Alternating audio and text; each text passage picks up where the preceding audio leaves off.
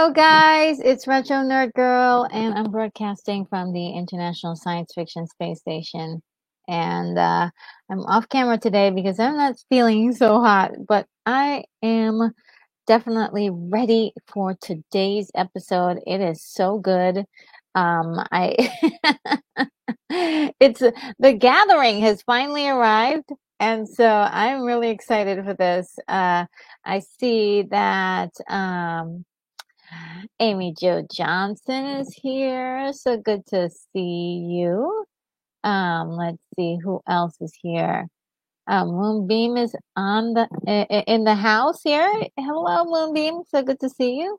Let's see who else is here. I thought I saw one other person. Let's see.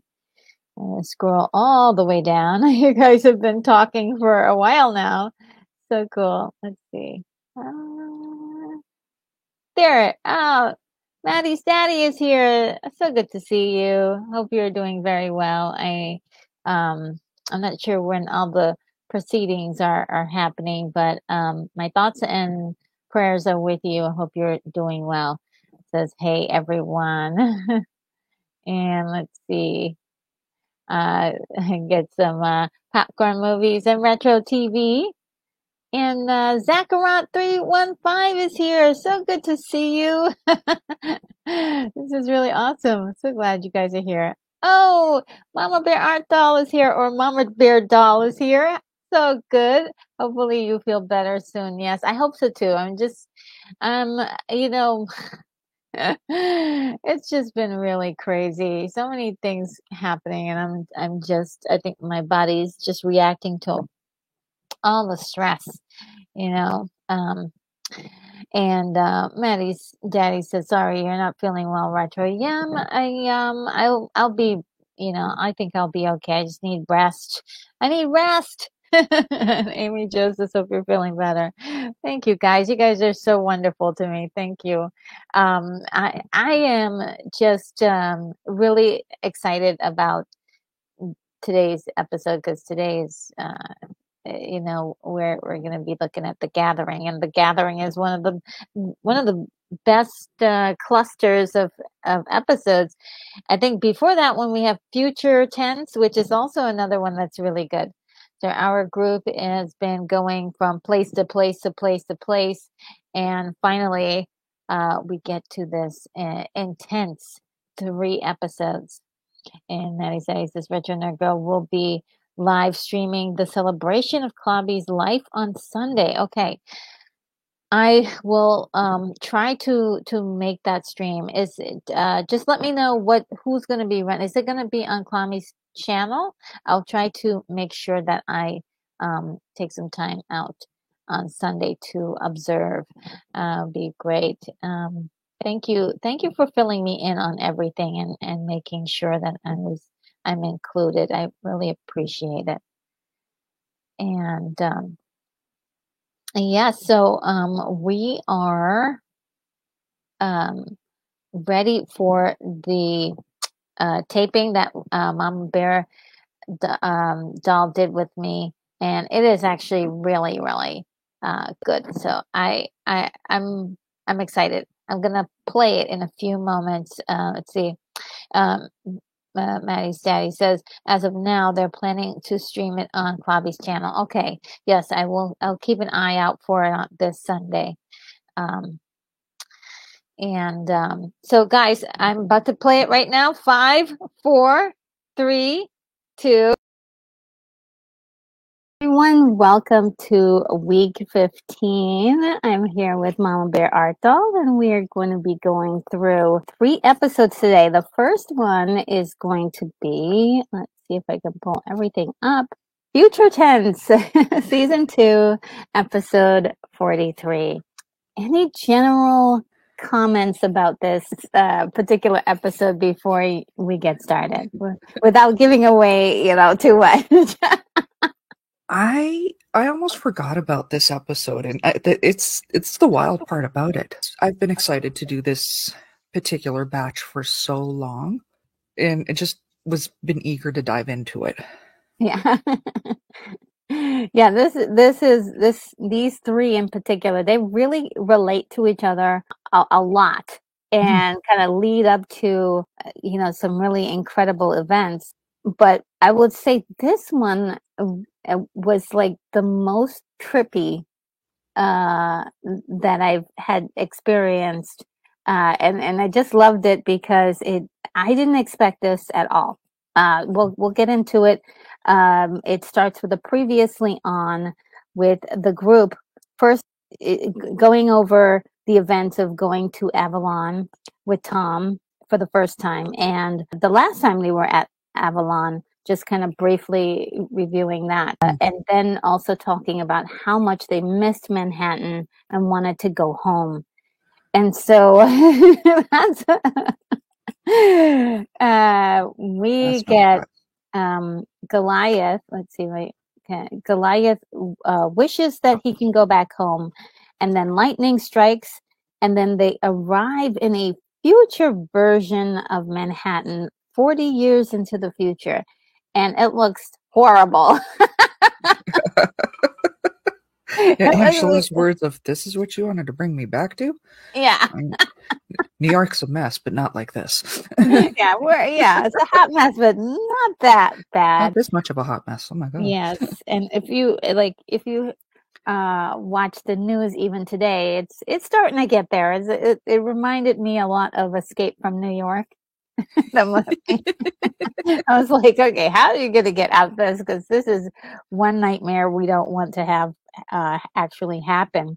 Mm. But we've got giant versions of the Steel Clan grab Elisa and Angela right off the gate, and you know, Goliath is like completely confused. He wants to get them back, but he's picked up by these strangers, and one of the strangers happens to be Matt Bluestone, who we're looking at right now, who has aged considerably. It's been 40 years, and he's like, "What?"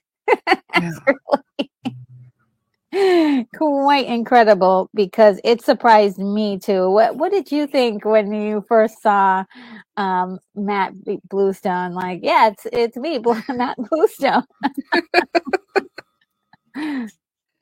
Just this whole thing.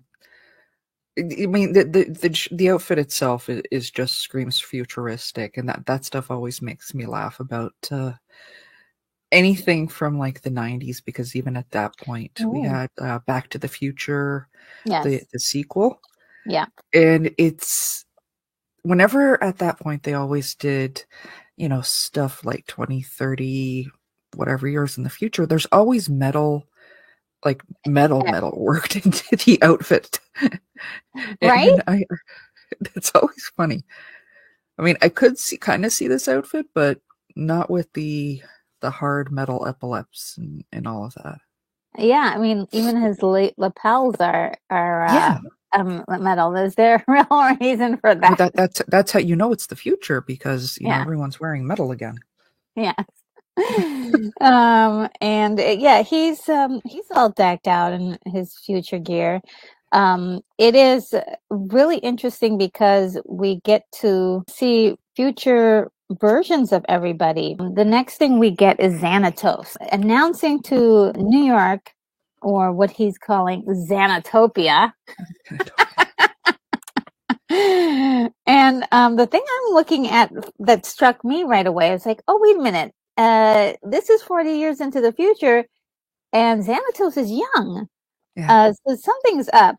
And so he addresses the people of Manhattan who live in poverty under his martial law using clones of Talon and Thalog, as far as I can see, Hmm.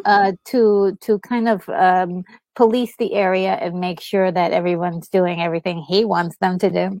The first thing that's really kind of breaks your heart when you first look at the story, we didn't get to that yet, but there's a statue of Hudson, who was, they say, is the first hero to stand up to Xanatos and die.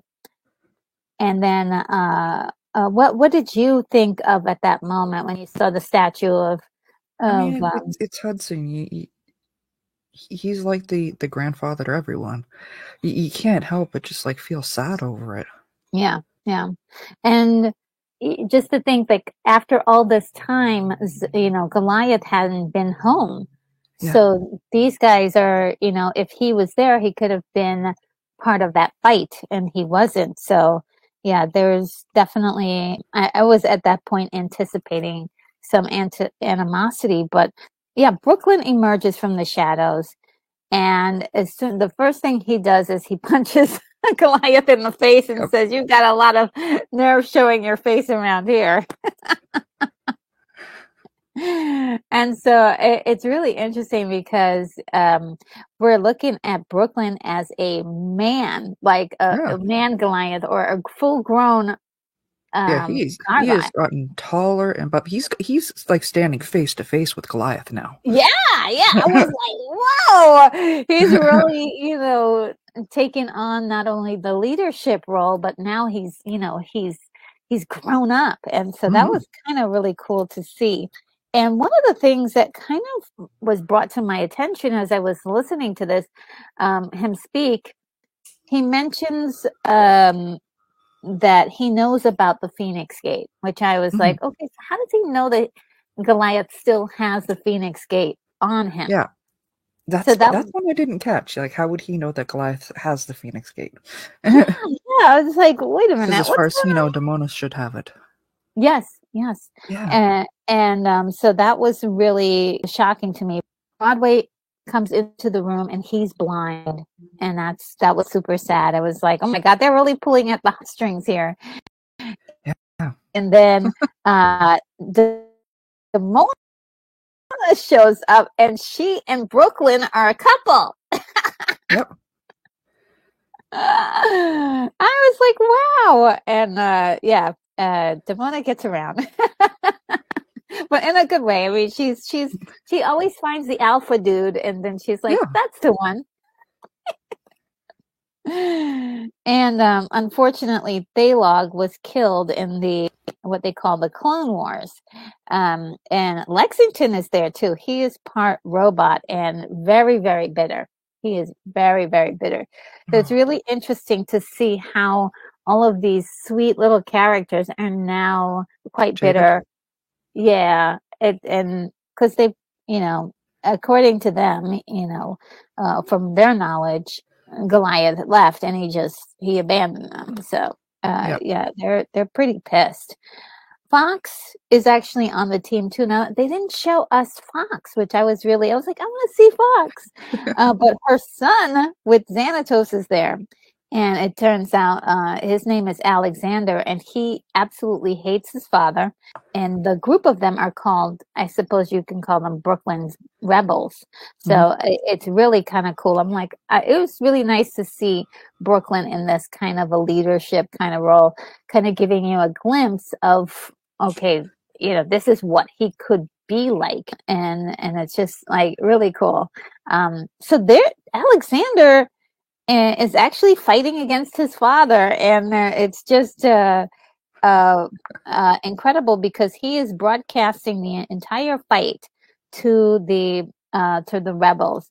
But Xanatos, it says that he's using that same transmission to find the rebels, and so and locate the base and kills his son because now that he's immortal, he doesn't need an heir. Yep. This is really where I was like, oh my goodness, he has really become a real monster at this point to actually kill his own son. Hmm.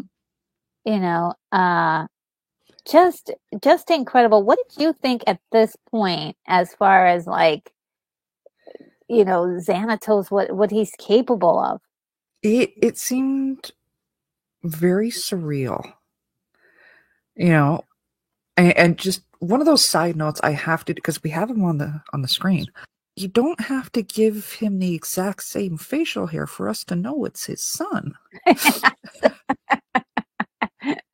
Kids rarely do that. Yeah, yeah. He looks just like him and just with Yeah, red hair. you could have altered Sorry. Yeah, like is any of his mom showing through in his face? Which is It's one of those things that I kid you not, it was one of those first reactions of mine as, why did they give him Xanatos' beard? I mean, you don't.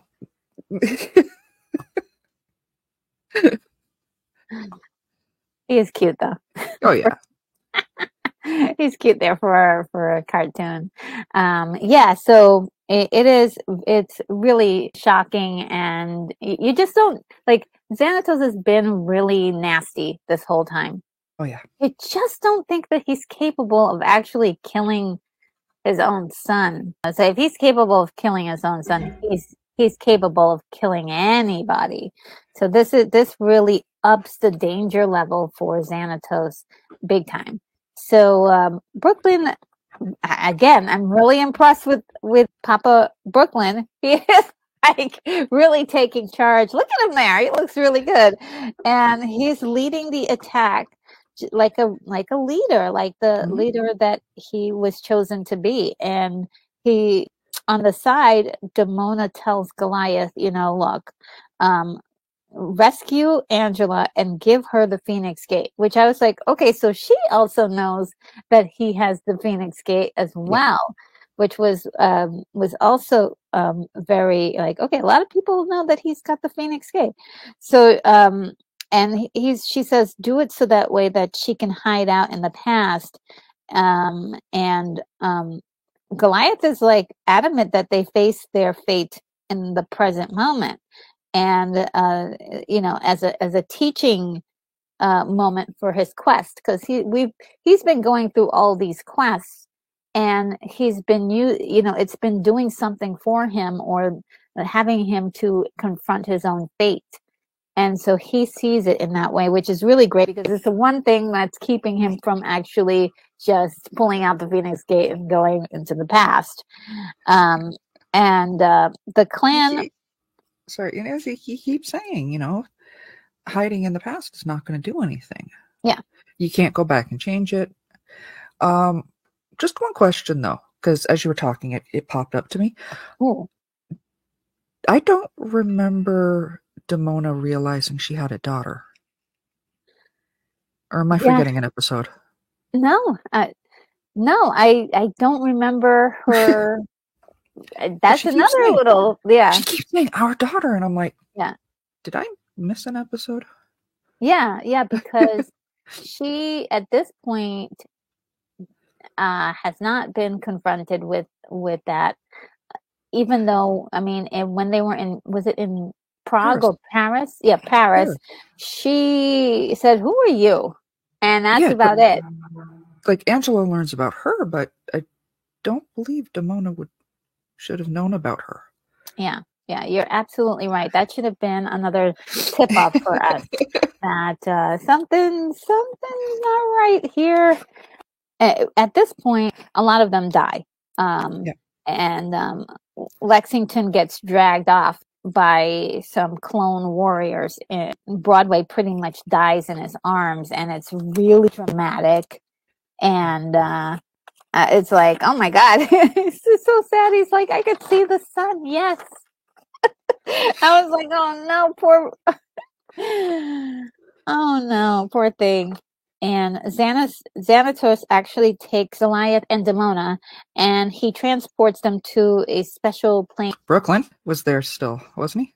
Brooklyn, yes. I think Brooklyn was still there, yes. Brooklyn and Demona were still there.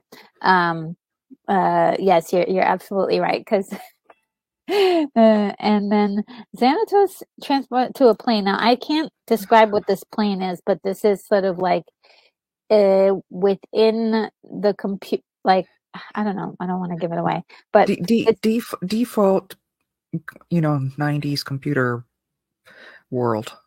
Yeah. It's really, sort of, anyone who remembers any, computer-based worlds from video games or TV shows, or well, not video games, TV shows, movies, that kind of stuff. It was all the same default computer world.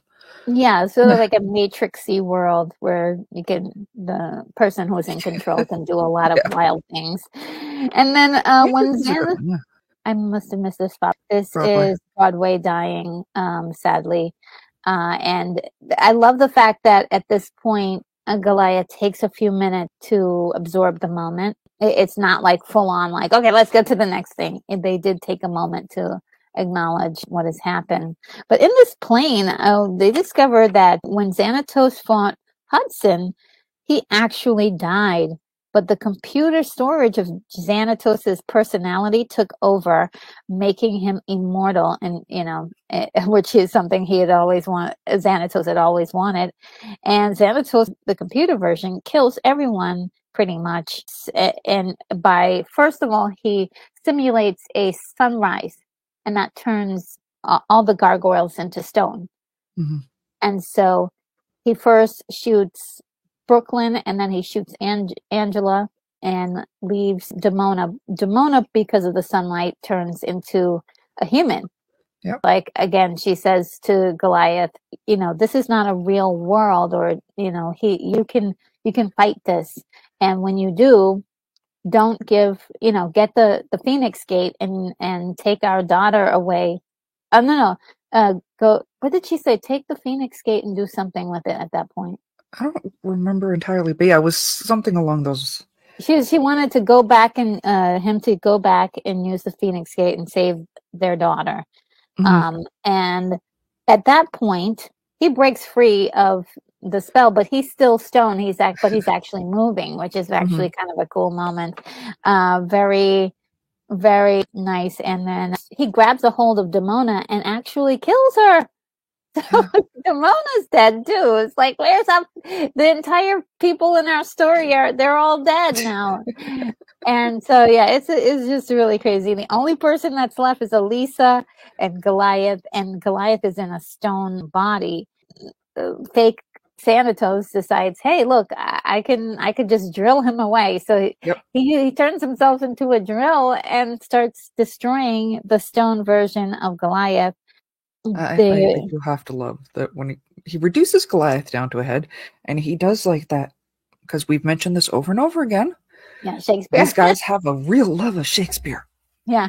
He's holding up the head going, well, that's poor Goliath. I knew him well. Yeah, that was a great moment. And Goliath somehow gets control over the stone pieces and manages to, I don't know how he does it, but he destroys the... Very much like the Matrix. Yeah, he does. He built all of it around Xanatos, actually. He absorbed him. Yeah, he absorbs him, and then the whole place just disintegrates. And the only people that are left, of course, is Elisa and him inside of Xanatos' control room. Well, when they did that, guess who's in control of the whole thing? It was Lexington the whole time. Yep. And Lexington is really, really pissed. He's really angry, enough to kill his own compadres, which is really, it definitely doesn't fit his characteristics, doesn't fit his mindset, unless something horrible happened. And you could guess that maybe that might have happened as you look at him. He's mostly robotics at this point, so something terrible could have happened to him. He says that he kept Xanatos' memory alive, and Goliath defeats him, but Xanatos' program is still going to spread globally, so there's still a threat. And they're on the city streets, and Lisa's there, and she's like, oh, I guess we have to use this Phoenix Gate, You guys, I'm tired. I can't move. Just grab it. Come on, just grab it. Yeah, and then she's like, give it to me. Yeah, she's acting very strangely. Like, we've never seen Elisa act like this. There's definitely something wrong here. Do not give it to her, no matter what. He finally catches on when she's like this. Yeah, he finally catches on because he's like, just grab it. She's like, put it in my hands. Come on, Yeah. put it in my hands. Come on, give it to me. Give it to me. It's like, why don't you take it? No. And when it all comes down to it, guess who it was? It was Puck that was creating this entire fantasy / nightmare. He doesn't want to go to Avalon, which is, we all know there's a gathering happening, and all of the children of Avalon must go to. I don't know what they're gathering. They have to go together. And that's mainly the reason why he could take the Phoenix Gate away from Goliath. He had to have him give it to him willingly.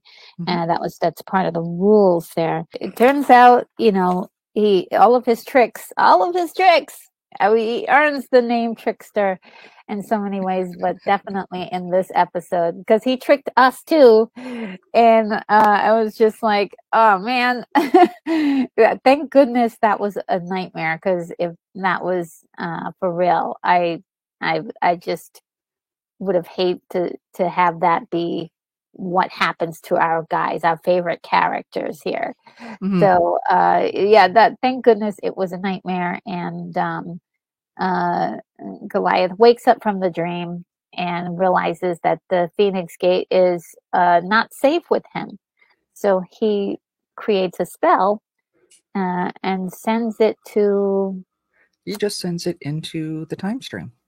Into the time stream. And I don't know exactly what that means, but... That's basically what Angela said. Lost in time, yeah. Yeah, without a mind to guide it, it's just going to wind up lost. Yeah. And he's like, yeah, kind of the point.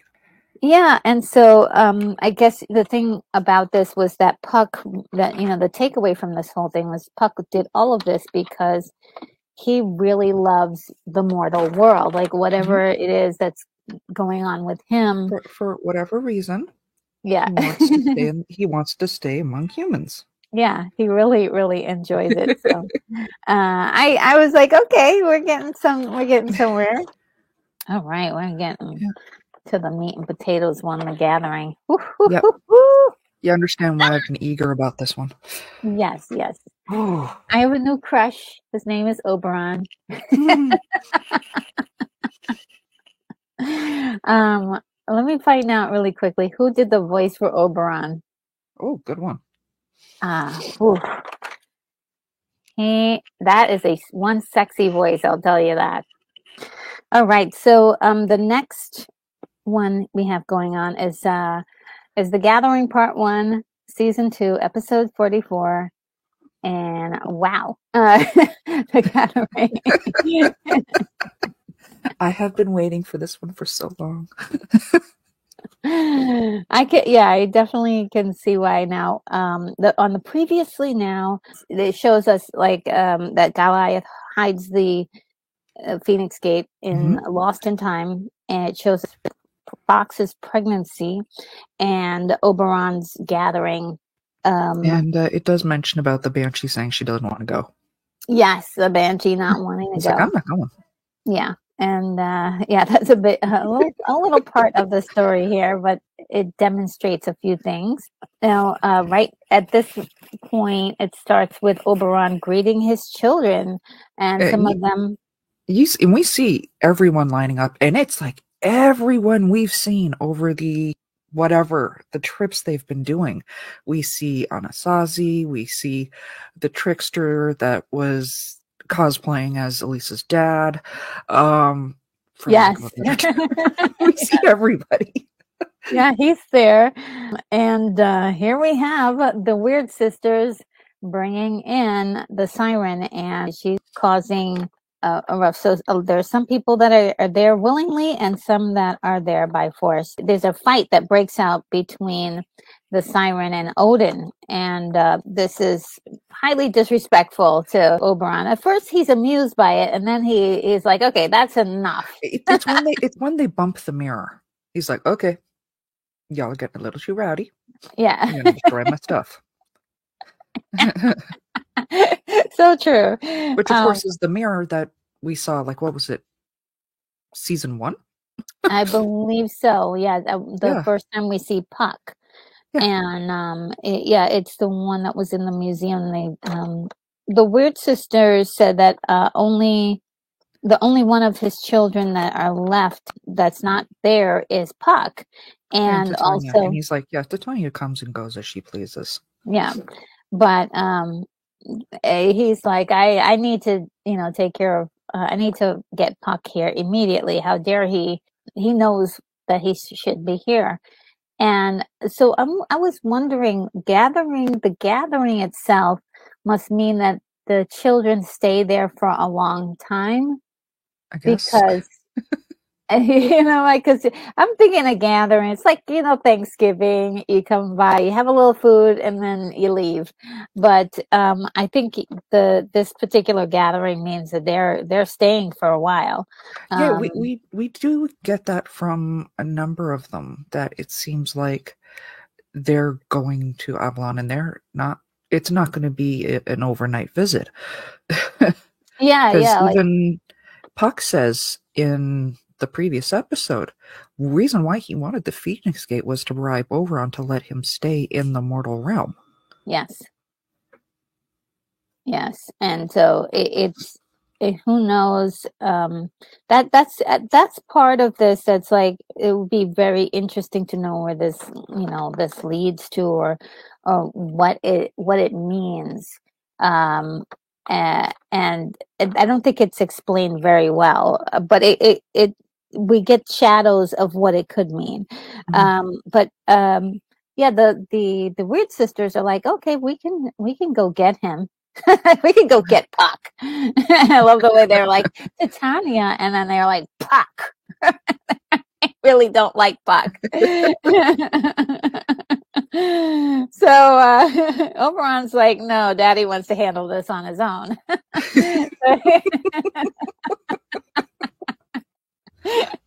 So I love that he contacts Queen Princess Cav. Catherine. Yeah, Yeah, Princess Queen. Catherine, Queen who works too. is, yeah, yeah. I mean, she's queen of her little area of Avalon, and and He borrows she's, Boudica.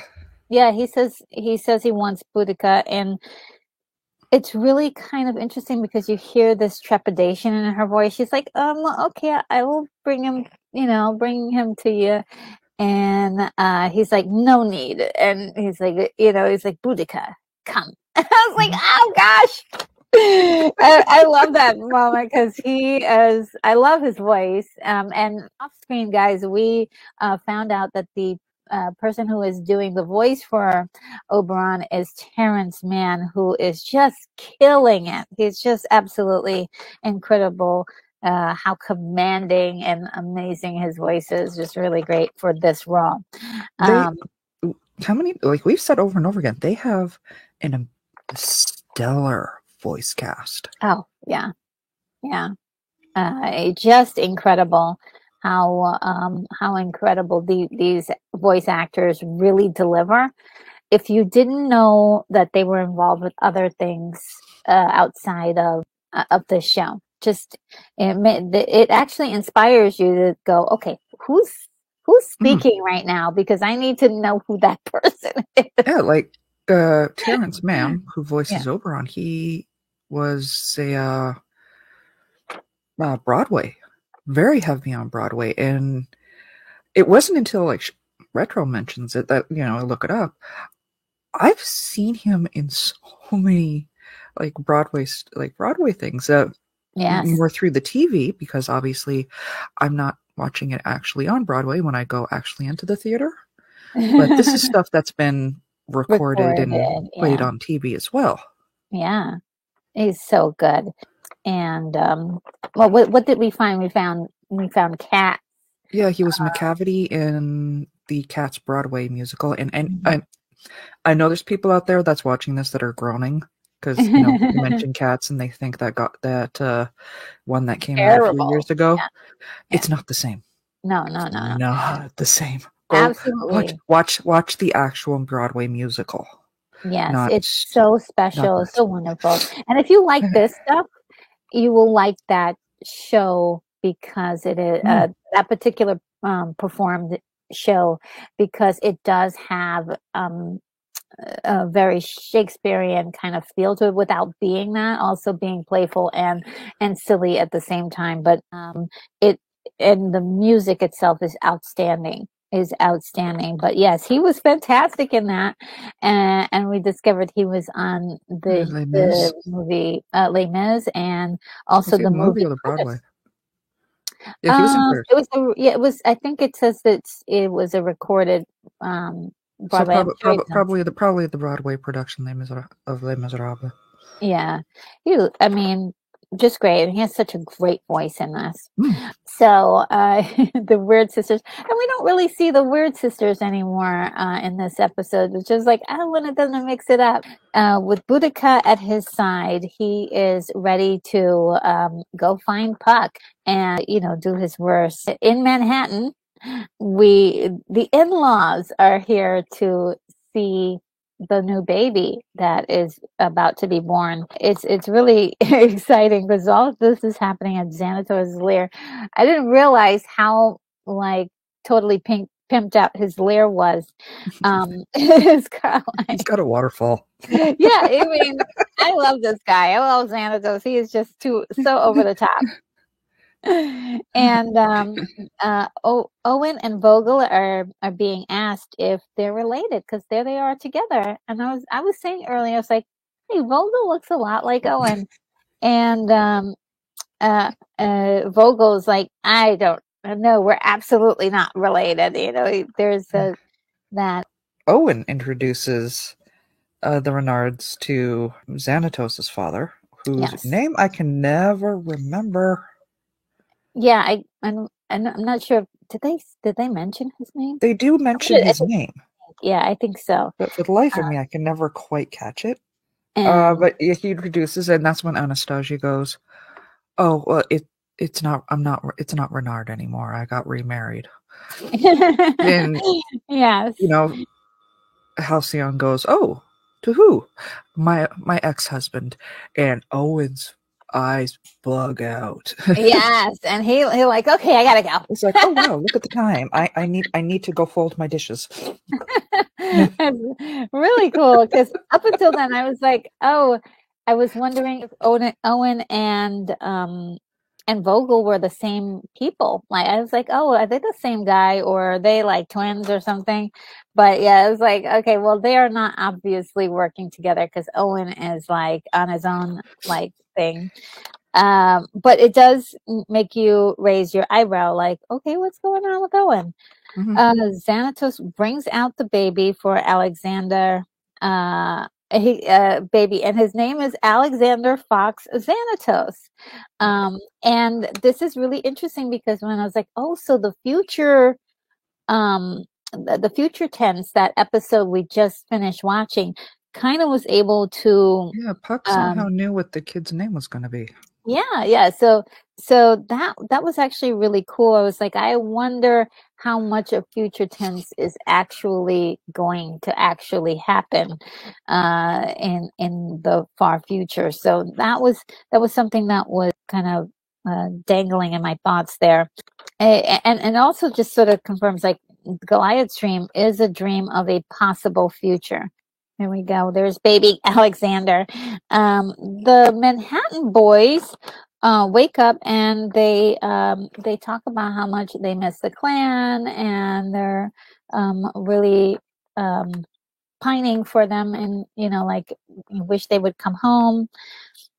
And at the same time, Oberon shows up, and he takes the disguise of a human being to mix among the mortals. Just before then, though, this jogger here, I noticed him.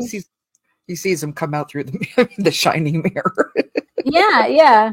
This jogger, though, is in like so many episodes. He's like he's like the same jogger. He's in a whole bunch of episodes, and it was kind of interesting. I was like, oh, so I wonder if they'll do anything with the jogger later.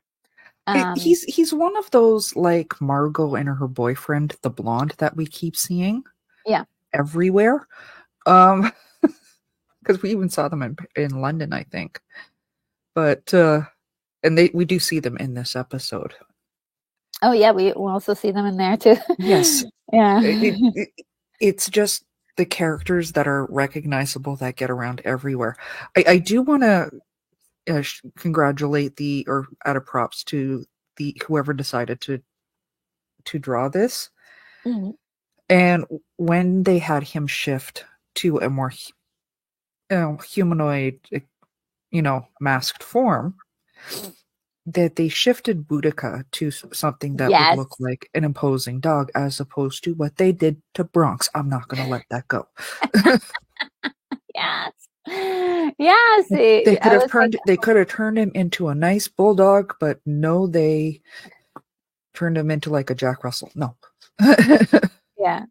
No, this was very appropriate. I agree, and that also came to mind when I first saw this. I was like, "Oh, okay, okay, I like this. I like this." And this is more like a houndy kind of dog too, which is what he's kind of like acting as a hound to find Puck. So I thought it was equally It's an imposing appropriate. looking dog. Yeah, you don't want to mess with this one. Yeah. Versus what they did to Bronx. Yeah. That was not an imposing looking dog. Oh man. Okay. What did they do? Did they turn him into like Lassie or something? Or was it was like a beagle or something like that. It was yeah, not even I remember. close to the right size. It was all wrong. Yeah.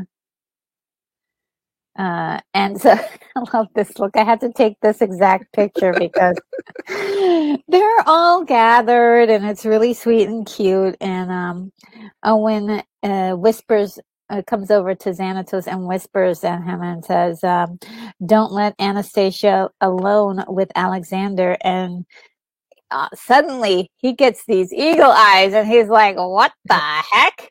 And he notices like every little thing that she does because she's, oh, he's so cute. He's got so much potential. And he's like, what's going on here? As soon as she says that, he's got like red flags. It's not even like it's subtle. You can see them. Yes. He got like in the back of his head, he's got that robot from that old space science fiction movie going, danger, danger. Yes, he does. Yeah. I mean, I think that was just so awesome. And they were able to translate this through, this is stuff that you would typically, like a live action show, would be quite easy to do. But for animation, not so easy. They do it excellently. They do it excellently. As soon as he's done saying those things to Xanatos, he just vanishes, and Xanatos is looking around, and he's not there. Yeah. And I was like, "Wait a minute." Yeah, we don't even see him peace out. It's no. They go to Xanatos and then pull back, and Owen's gone. Yeah, and that was my moment where I was like, "Is that Puck?" is Owen Puck this whole time? I mean, that whole moment where, like, when Anastasia says, "Oh, I remarried my ex-husband," and Owen just completely, his eyes bug out, and it's completely an un-Owen reaction. Yes, and it's like, yeah, because Owen is so cool and collected. It was definitely out of character, and that should have been the first tip. But this one was like, oh, something's weird's going on. Unless there's like a floor, a floor escape hatch that he just vanished to. How did he just vanish like that? And you didn't even see like maybe his back as he's walking out the door. It was just a complete disappearance. The next thing is that Boudica leads Oberon directly to Xanatos' characters and right into the castle. Yeah, and as soon as he walks into the castle, he's like, "My woman's here." Yeah, he's like, she must have some really good perfume or something, Yeah, there was definitely a change of plan because his attentions then suddenly turned to Titania, and it was actually quite excellent because at that point I was like, if Titania is there, who who is How do you know who is Titania? Unless it's at that jumping point ahead? started to put You're the like, wait, pieces. wait, wait, wait, wait, My wait, wait. Yeah, my brain is starting to put the pieces together. That's because she's And also been me too long. and it turns out that he walks in the room and he sees Anastasia and the baby. At this point, this is the point in which, just before then, she kind of tells all the other people to go leave, and she'll take care of the baby. Yeah. If you don't worry, I'll take care of the baby. And um, Xanatos is like, no, that's okay. We We'll don't need. take care of We the can wait. baby. It's okay. You've had a long flight, and you know. And so when Oberon walks in the room, they're like, okay, what's all of this is about? And he forces Anastasia to turn into her true self, which is actually Titania. And this was so brilliant and wonderful because, of course, the same voice actress is playing both roles. And you don't Um, catch it. no, as Like I I do remember watching this way back when, and the moment he says, reveal your true self, I'm like, wait. Yeah, and the other thing that I love is that they were giving us hints earlier. Oh Like yeah. she says, "Oh I just remarried my ex-husband, and or my first husband," and it just was one of those things where you were trying to put these puzzle pieces together, Or the and this fact that was sorry, and the fact that, she helped Goliath and them because he saved her before. yes. And he's like, I've never met you. And yeah, so that is a piece I wanted to come back to later on because yeah, that we'll We'll get come to back. yeah, because I was confused by that too. Mhm. Because and then And Fox is going, Mother, what's going on? Mother, yeah. mother. Which has got Oberon absolutely, rolling, not just because, the way she's saying it. The fact that she's calling the fairy queen Yeah. mother. Yeah. Yeah, like what's going on here? I love the shock because everybody's kind of like what's going on, and nobody knows what's going on except for Titania, really. And she does this whole magical thing where she kind of shows us the visual of what's been going Yeah. on, and Well, we so were on a break and I hung out in the mortal realm and yeah. learned their kind of magic. Yeah, a thousand years ago, and she met Bernard along the way and had a baby fox. And it turns out that fox doesn't have the magical gift, and being conditioned amongst humans, it never got a chance to develop. And Titania wants to see Alexander actually take his place as a magician in their family. So it's one of those things where you're kind of like okay, I kind of see why she wants to get at this baby, but she wants the He wants baby to to take the baby. go with her, yeah, to Avalon. It's like, wait a minute, you think you're gonna be able to do that to Xanatos and Fox? Nice try. And yeah, like both of them are very, very steeped into the world of magic anyway. They've dabbled and played around with this. So these are very two dangerous human beings you don't want to be on their bad side and them have to look for you. It was one of those moments where it was like, okay, I can't wait to see what else is going to happen here. When you discovered that Titania wanted to take the baby away, was there any particular thoughts you had? Other than the standard, oh hell no. Um, it, there is the amusement of it because again, they're always going back to a lot of classic legends and all of that. And with I know it's very prevalent with the British Isles type stories, is Mhm. that the fairies are known to come and take children away. Ooh. This is an old belief, an old Yes. myth. Yes. And with them being the fairy folk, I mean, ignoring the fact that this kid is part fairy, which Yeah. is also another prevailing legend that goes through. Like that's a whole topic for another day that I could completely get sidetracked on. But I do like that they actually did add this like one last myth into the whole, or Yes. this one classic legend into what we've seen, because we've seen a ton of classic beliefs, Yeah. classic stories. From all over the world. Mm. All over the world. They were very good at doing that. And man, oh man, I hope the live action can capture that in any way, shape, or form. I hope they can embrace the kind of multicultural mythos that is in this series and how amazing they really were able to blend everything together.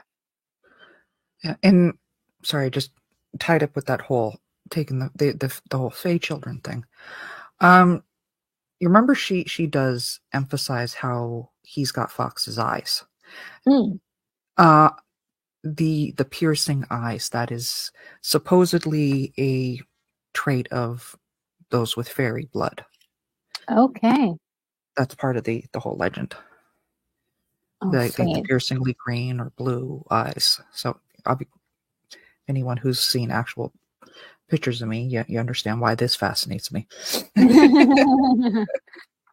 Oh man, yes. So good. Oh, so good. Yeah, there you Um, go. Ower and I were divorced a millennia ago.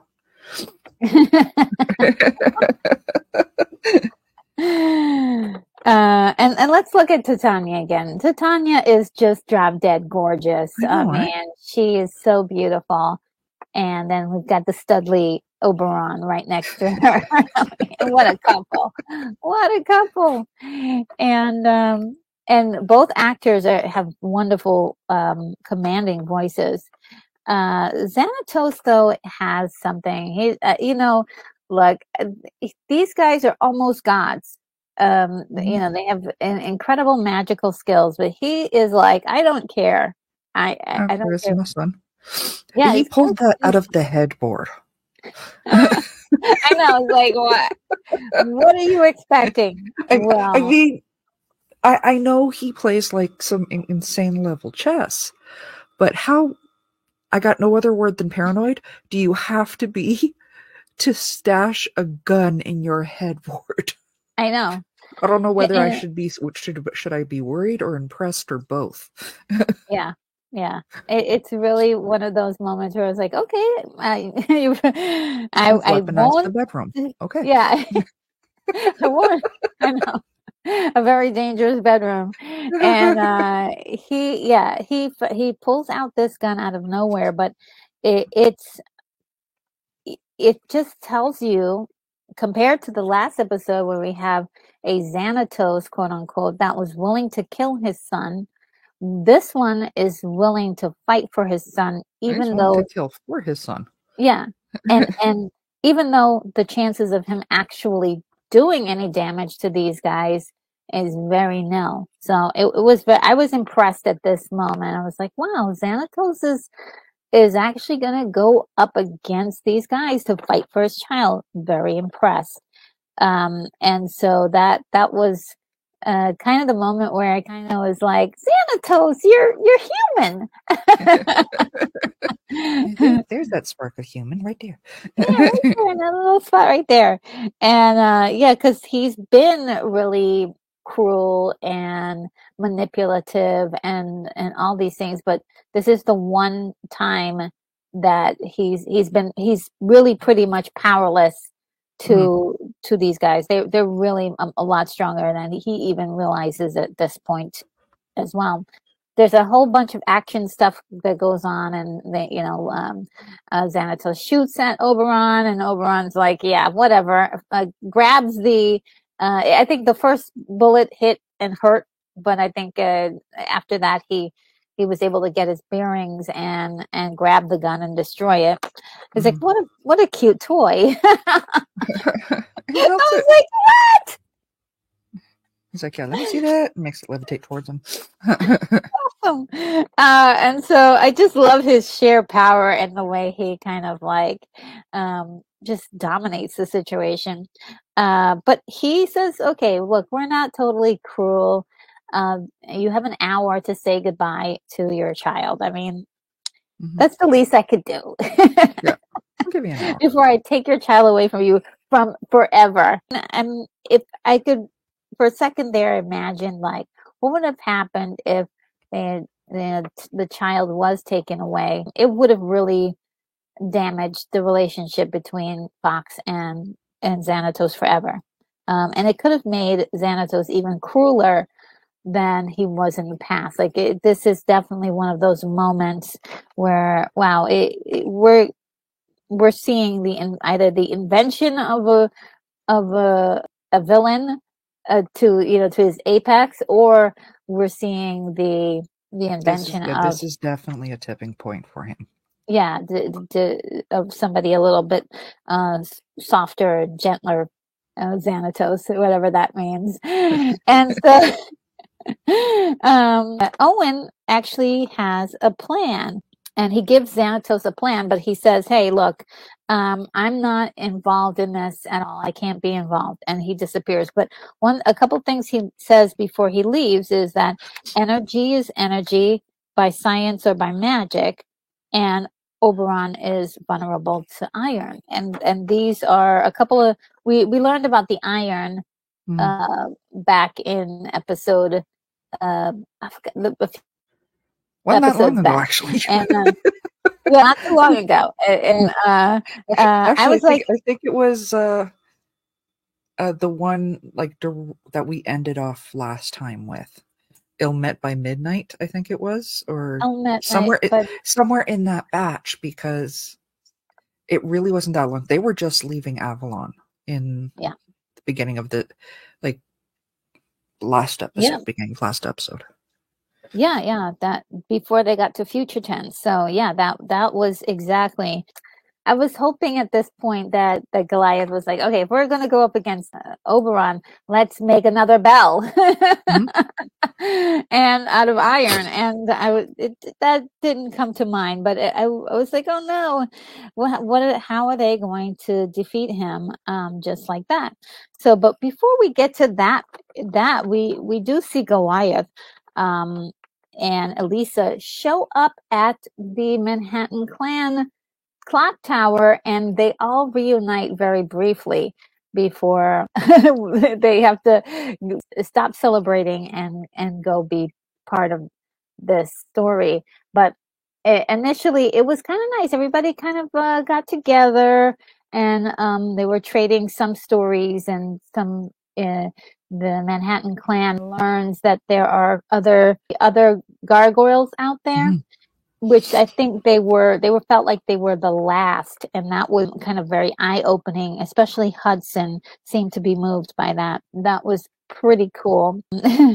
So Goliath takes Elisa home, and they have like a little moment together that's really quite interesting, because they kind of I don't know. Do you remember the exact wording that they had Uh, exchanged between each other? oh, like he starts by going, Elisa, I just wish, and that's where she puts her hand up and goes, "We are what we are."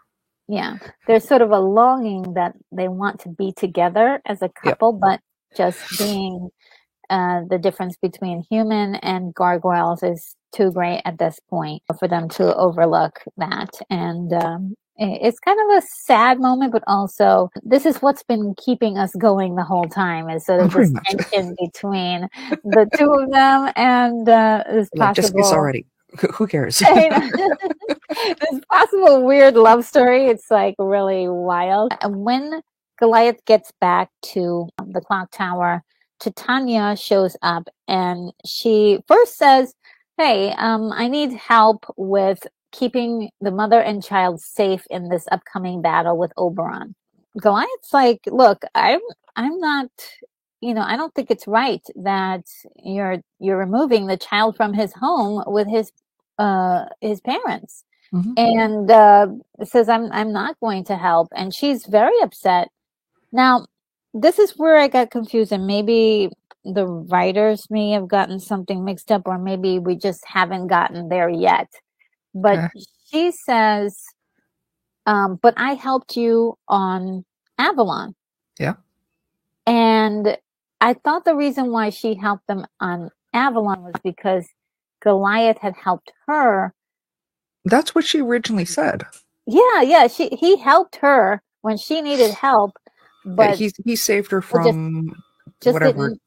techno thing that her and Fox had been working on. But back in Australia. Is that what she meant?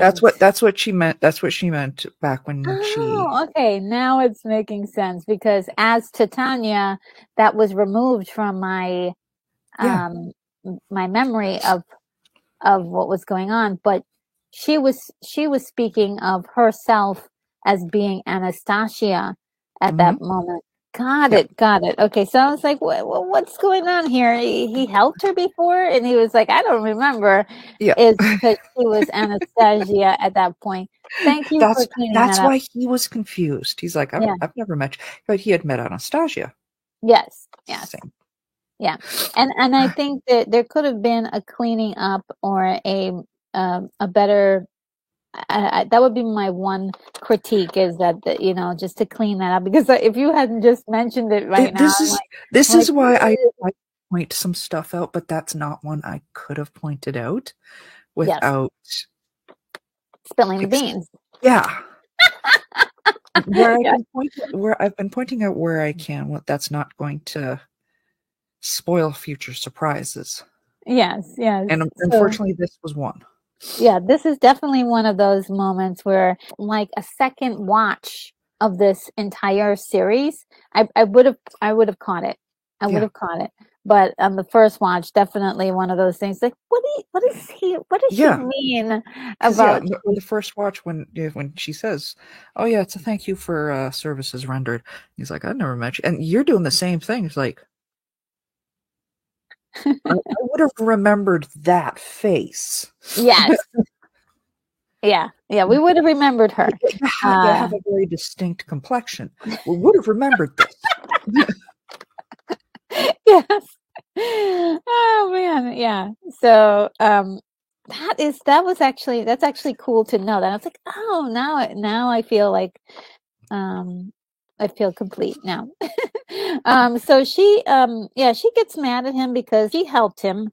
Goliath also figures out that their odyssey is not over, that they were brought to Manhattan in order to deal with the danger that's happening here. And so I thought that was really kind of cool. I was like, I hope they don't have to get on another, to go back on that. No, they are done from here.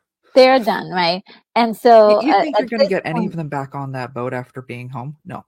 I know, right? Especially Elisa, because she's in bed. She's like, I And got my kitty. yeah, she's at home now, and that's what she's been wanting for a long time. So she leaves in a little bit upset that Goliath won't help her. And we'll kind of come back to this a little bit later. I have some other thoughts to do with this, but there was something else that she said. She said, "Oh, well, if you're not going to help, don't get involved." Yeah, Which don't interfere. is which is if you didn't no, want that don't tell them. yeah. Why were you there again? Yeah. You see, I really this didn't want them particular involved. scene is the only thing I take issue with in this entire episode. Because Okay. yeah, Oberon, he gets pissy. He's like, "Time's up." And he puts the entire city to sleep. Yes, he puts Which the of entire. course we do see that Elise is sleeping. Yes, and After also personally, after being away from my home and my bed for that length of time, my first priority would be a really long shower. oh yes. Yeah, and I wouldn't be leaving my home for like 2 days. I, I'd get delivery in because by this point everything in my fridge is spoiled. That's true. Yes. Yeah, long shower, and last thing up would be the news on TV. Yes. And Yes. they show her curled up on the couch, still in her normal outfit that she's been wearing for goodness only knows. A good month, maybe. Yeah, that's the only thing. Like, if you guys want to shift that in the live action, again, I'm Yes. assuming somebody's watching. Just show her in PJs, please. Maybe Yes. with a pizza right beside her. And a bowl, like some ice cream or something. I don't Yeah, know. ice cream. Yeah. And yeah. But I thought it was I was trying to catch the picture of her curled up. But it happened so fast I couldn't get it. But Oh this yeah. one was is sort of she's watching the news and the news Yeah, anchor goes to the sleep. news anchor's sleeping. Everybody's sleeping. Even Everyone. Margot and her boyfriend are sleeping, and her boyfriend's behind the wheel. I know, and there's so many accidents that are happening all over the city because people are like literally falling asleep at the wheel, and I think at this point that's kind of typical Gargoyles TV show. Something that happens to the humans, but it seems to be affecting all the humans, and the gargoyles are totally fine. So Well, they were promised at the end of the race, and I'm pretty sure it was Elle Met by yes, Moonlight, that Oberon's magic wouldn't harm Goliath or his clan. exactly. I'm wondering how Halcyon Renard and Vogel Yes, how were how they're unaffected. yeah.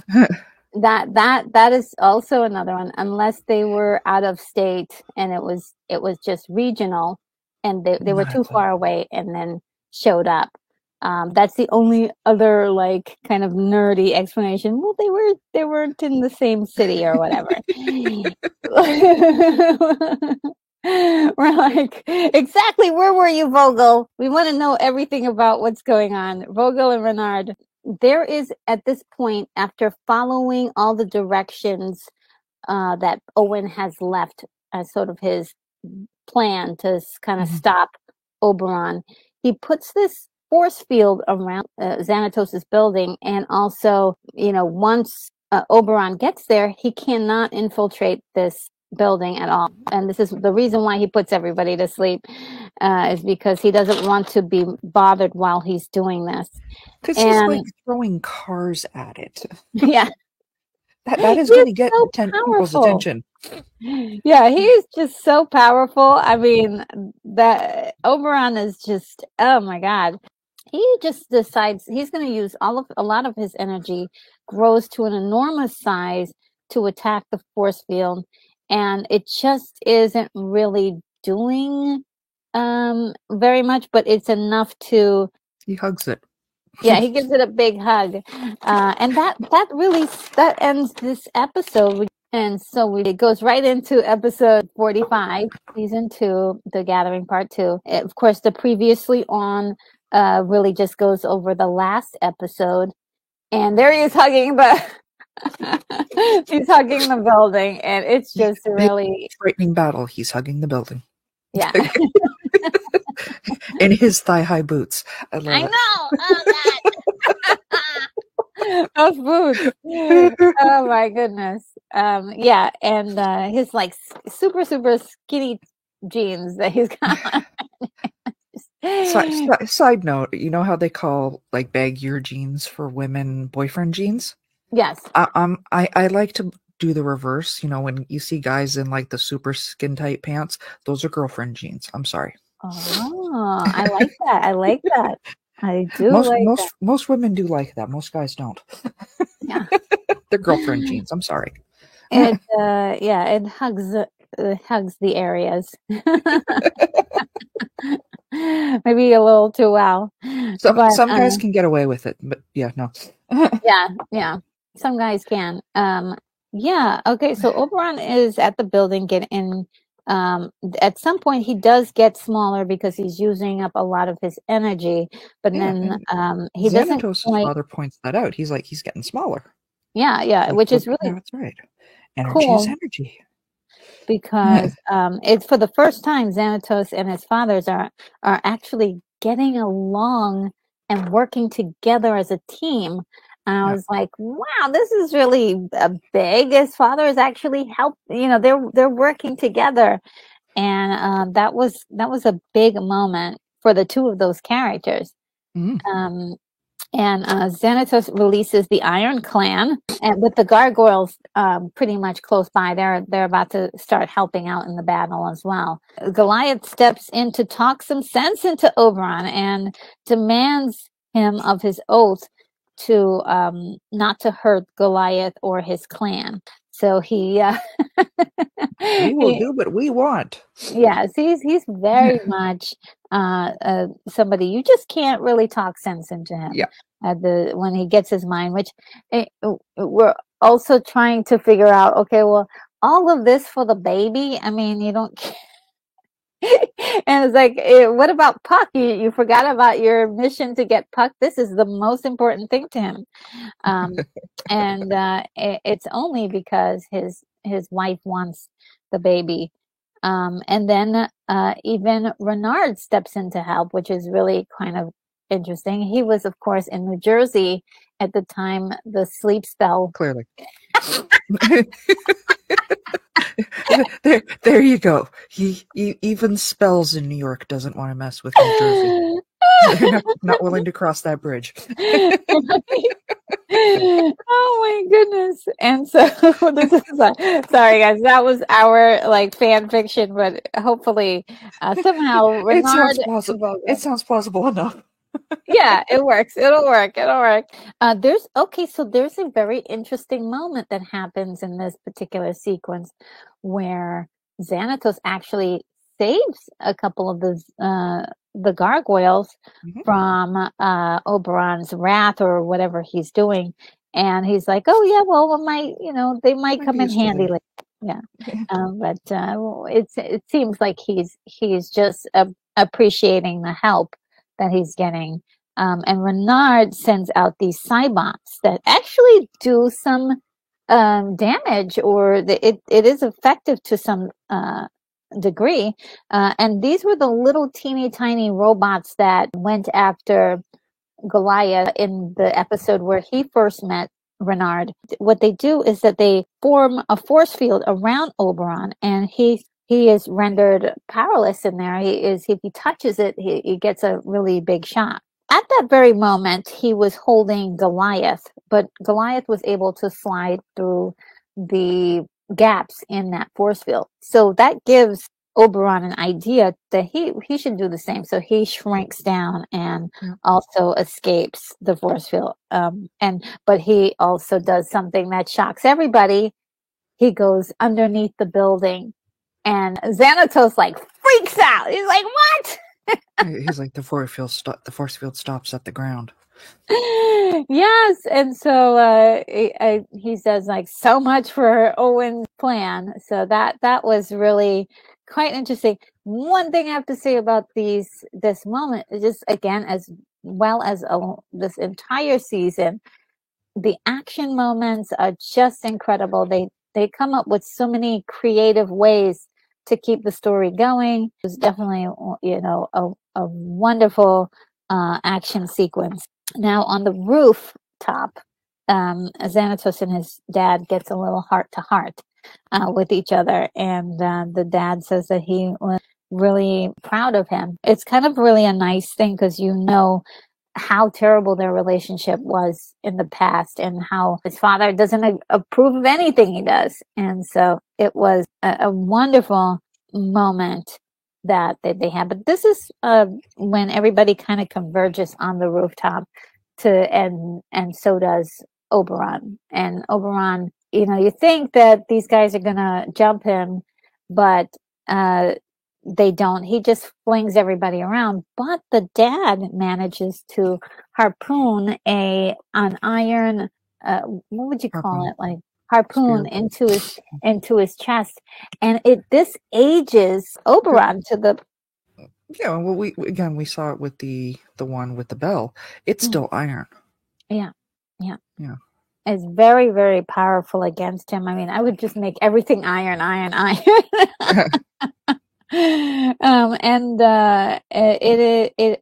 it not only hurts him and ages him, but he's still powerful. But now he's angry, and so he really just knocks everybody out. Everybody gets knocked out pretty much, and so they're still alive and they're still talking, but they're not able to get up and fight. So that is pretty fancy shooting skills by Xanatos' dad. And so Owen emerges and he turns into Puck. Yep.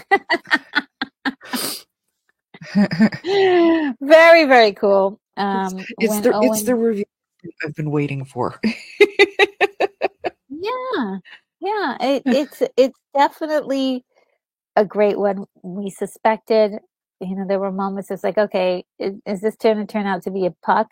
And it was very interesting because when he first gets out there, he starts to roll up his sleeve. And when he does that, I was like, oh, well, maybe it's not Puck. Maybe it's not Puck. Yeah. But then when he does this thing, it's like, when he starts spinning, you're like, hold up. Yeah. And then he kind of jumps into the camera and says, "It's Puck." Very, very Bugs Bunny like.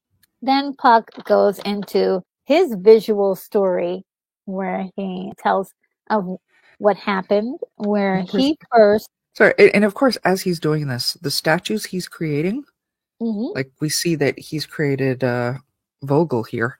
Yes, they are kicking Oberon's butt. They are. I was like, wait. He complains and he's like, don't interrupt me. And I was like, wait, we could have used your help earlier with this. But yeah, it was actually quite cool as he starts to describe what happened. And so he said that he saw Titania posing as Anastasia and decided to follow her around and see what's going on. And they were boring, but he found a lot of excitement in Fox and her then boyfriend Xanatos. And so he liked Vogel so much that he was like, oh, you know what? I'll make myself into a straight man. And Owen, that line, I'm going to out Vogel. Yeah. and that would explain the animosity or the kind of negative vibes Vogel was throwing out to Owen. Like, yeah, I'm nothing like him. And so he did in many ways out Vogel. And he was loyal the entire time. Yeah. One thing is that he played it. He never played a straight man before, and that was something that appealed to him.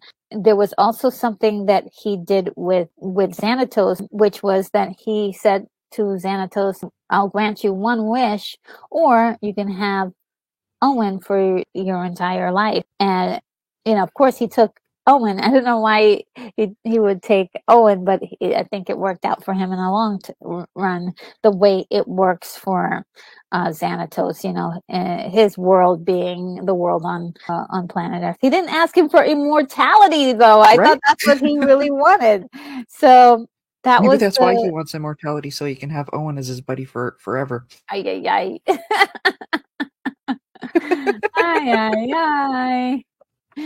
And then that would make sense because if Owen, might not want to live with him forever, he said one of the things that he was attracted to was that they're not dull, and that not wrong there. exciting. That's exciting for him, being a child of Oberon, and also like having that trickster nature. This was really up his alley. So Puck offers a deal to leave the child and put off the gathering for a few millennia, and Oberon is like, "No way." We do not compromise. Yes, and so as he's about to take the baby, Fox exerts some magic, and I don't know if she's able to understand what it is or how to use it, but she just does something that really sends Oberon into the next room. She knocks him into next week, so to speak. Literally into the next room, and Puck, who's standing in the other doorway, frozen with Goliath and someone else. Puck's going, "You hurt him with that one. Do it again." Yeah. I'm trying. Yeah, she can't figure out how to do it again, but she does, she does do it, and it's powerful. So that kind of makes you think, well, okay, at this point, and I'll ask you what you thought of it. At this moment, did you think that meant that she was going to have to go to Avalon at this point? Because that's where I thought. I was like, oh no, now she has to go to Avalon too. What were your thoughts? It literally, it's like, okay, this changes the game. Not sure what's going to happen from there, but this definitely changes things. It does change. Yeah, it does change things, and which is funny because those were Goliath's exact words, like right after I had that thought. Yeah. And which I did love. This Goliath, is a very, very respectful, very thoughtful. He gets on the knee and he says, Lord Oberon, since Fox has powers, it proves that the child can be taught magic in the mortal plane, and definitely suggests that perhaps Puck be the teacher, since Puck wanted to stay in the mortal realm. And so he even uses a line like, "With respect, my lord." It's like, oh my God, he's so.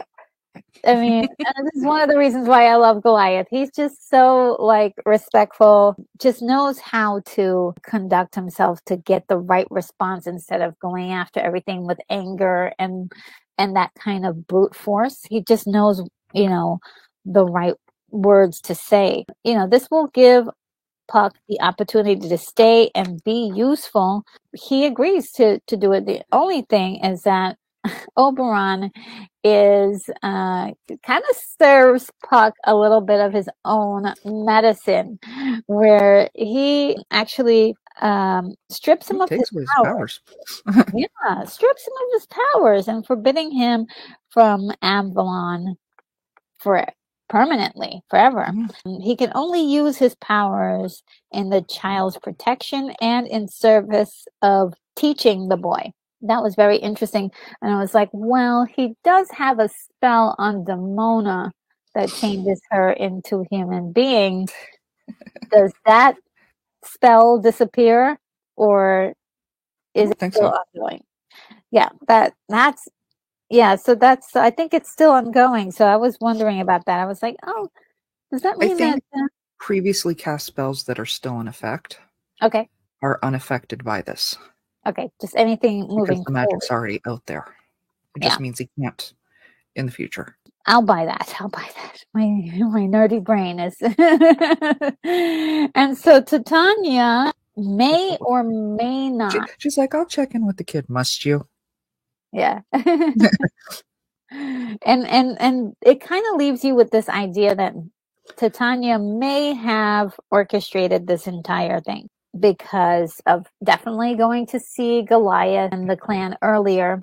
Like, oh, just putting it out there. Oh, my child, this is what's happening. Oh, but yeah, don't dare interrupt, Just sit down. It's okay. Yeah. And so I think she did plan this, and but since the beginning possibly, but she does whisper something into Fox's ear that we don't remember what it is.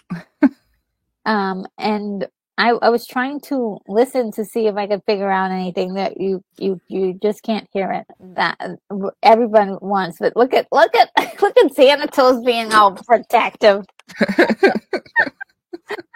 Seeing him like this, I'm like, finally, he cares about something enough to like be, you know, to protect. He's got a spark of humanity. Somebody get the kindling.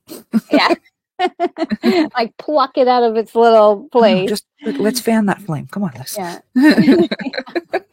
Yeah, it's really surprising to see and wonderful to see at the same time, because it's sort of like, wow, well, you know, there he is. He's actually, we saw a little bit of this earlier when he went to go protect Fox and kind of reveal this, like, oh yeah, I am kind of a romantic, but also like the episode right after that, he went back to being a very manipulative kind of character. But this was just one of those moments where I was like, okay, cool. As Goliath and the rest of the gargoyles go back home, he pulls Goliath aside and says, you know, I'd like to, in certain words, be friends. And Goliath's like, I don't know. I don't know if I can trust you. Yeah, but she's like, I don't know if you expect me to believe you after everything we've been through. Looks like it's good, but I know how a kid's love can change you. Yeah, we'll see. And it kind of leaves you with like, you know, not a complete rejection of this response, but also letting you know that he's really grateful for them showing up for him.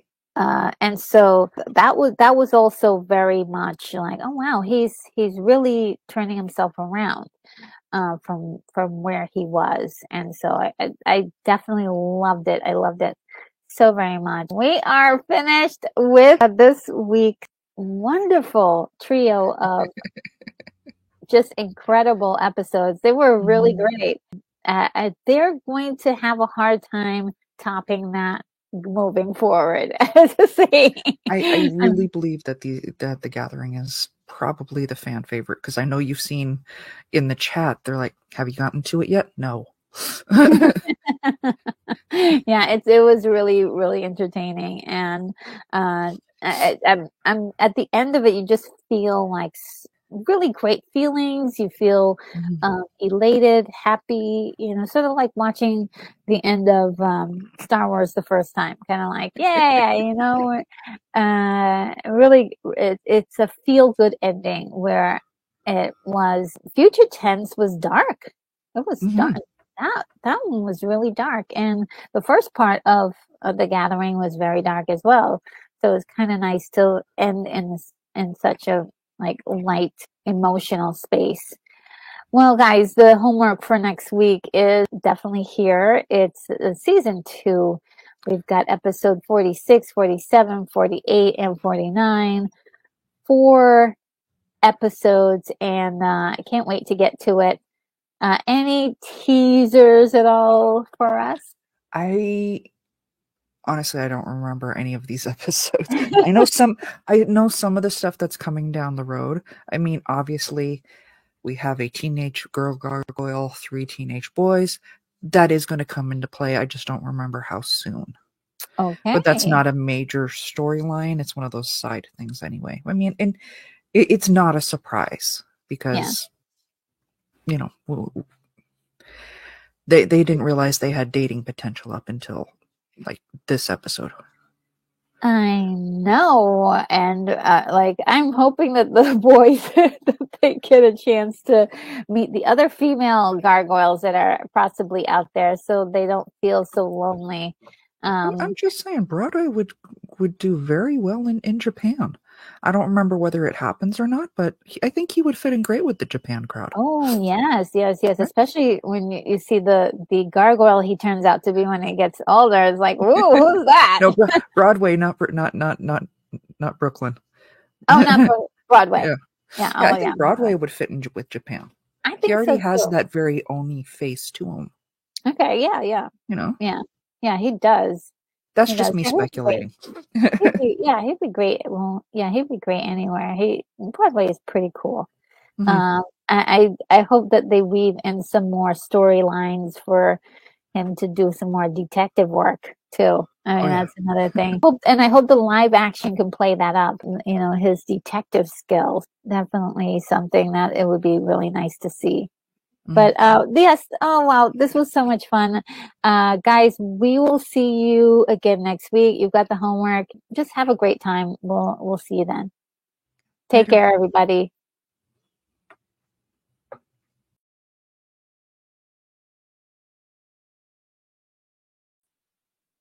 All right, guys, I'm back. Wasn't that really good?